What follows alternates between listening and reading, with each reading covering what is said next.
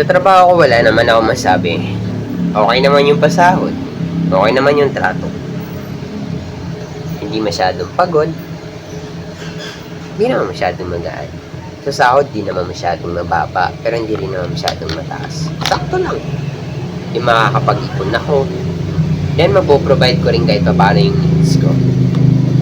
Ang problema lang talaga sa mga ganitong trabaho ay yung mga kasamahan mo.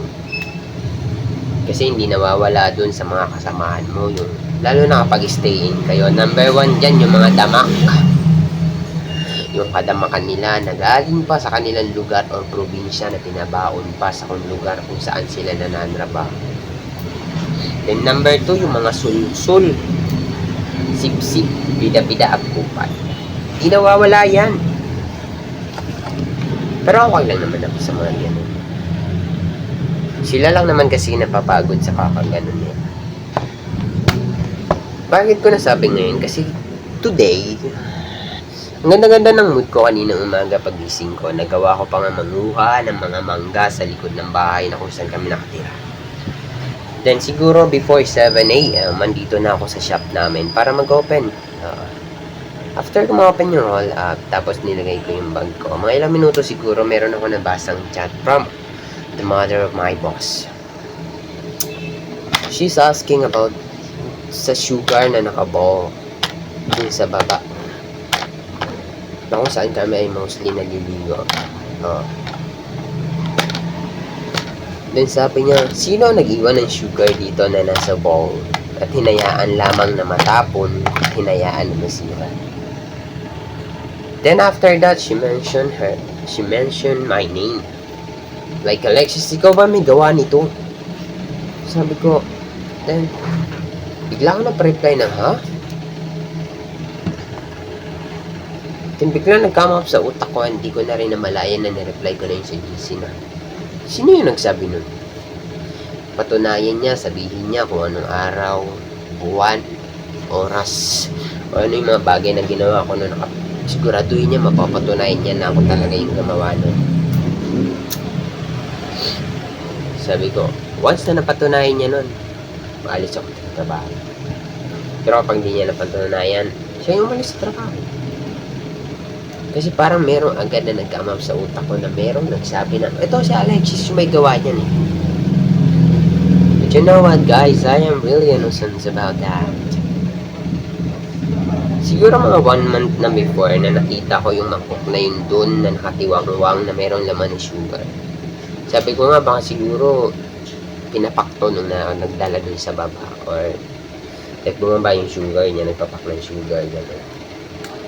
Hindi ko naman na pinansin, hindi ko na rin sinampong. Sabi ko, hindi ko na inisip na, may sugar doon, no? Nakabaw, sayang yun. No na. Hindi naman tayo magmukhang sul-sul, bida-bida at kung ano-ano makita, sumbong agad. I keep quiet. Tapos bigla yun, mababasa mo kay umagang-umaga. Parang nanginig yung kalamnam ko. Tapos parang, biglang nag-blank yung utak ko din kung ano-ano na yung nasabi ko din sa GC. Like, kung madama kayo, huwag nyo akong idamay sa kadamakan nyo. Kung gagawa kayo ng katarantaduan, aminin nyo para hindi mapunta sa akin yung sisi. Like, anong pakiramdam, no? Na nasisisi yung iba nyo kasamahan dahil sa mga kagagawa nyo. Okay, tapos na tayo sa mga damak at pabaya. Next tayo sa mga sulsol. Hindi mawawala sa katrabaho natin yung mga masyadong papansin at attention seeker. Isa sa mga behavior nila nun kapag mag-usap or magsalita, kailangan pasigaw, lakasan yung volume ng boses para lang marinig at manotice sila ng bossing natin o nung nasa paligid. Kailangan pa ba yun? Like, do you have a reward for that? Like, alam ko tindera yung pinasok mo eh. Hindi yung bantayan yung trabaho namin. Tindera yung trabaho mo ang pinasok mo pero hindi yung bantayan yung pinos namin. Like, may mamanahin ka ba?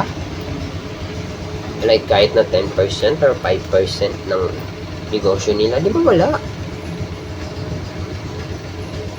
Just mind your own business and do your job. Sa mga taong ganun, mostly, pinaparangka ko rin minsan. Like sa GC, yung, ate, ginagawa ko rin yan. Yung ginagawa niya, ginagawa ko rin yan dito eh. Kapag ako nandyan, wow. No one's asking. Tapos kailangan mo sabihin, mention mo sa GC. Then nire-reply ko na lang, okay, plus point kay Budang. Kasi ganito, masipag. No need naman to mention that. Pero kailangan mo i-mention para magka-plus points. Sana all.